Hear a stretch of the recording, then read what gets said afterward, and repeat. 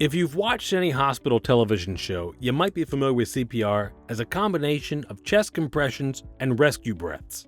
Hands-only CPR is much simpler, and it doesn't require the breathing. If you haven't had CPR training, this is the way to go. It's going to buy time until someone with more skill arrives. If you see an adult or teen collapse, first make sure the surrounding area is safe. Then tap the person on the shoulder to see if they respond. Check if they're breathing normally and rhythmically. If not, begin hands-only CPR. Hands-only CPR has only 2 steps.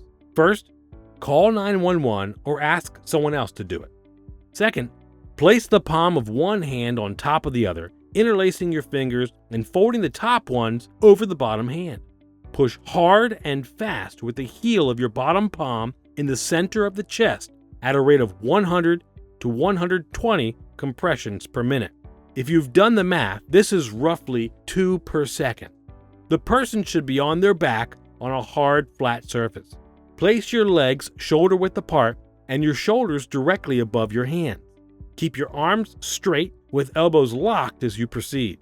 Push down at least 2 inches and let the chest return to its regular position between compressions. To pace yourself, think of a song with a rhythm of 100 to 120 beats per minute. Hands-on CPR will get you by if you don't have training. If you'd like to do more, try conventional CPR, which includes breathing.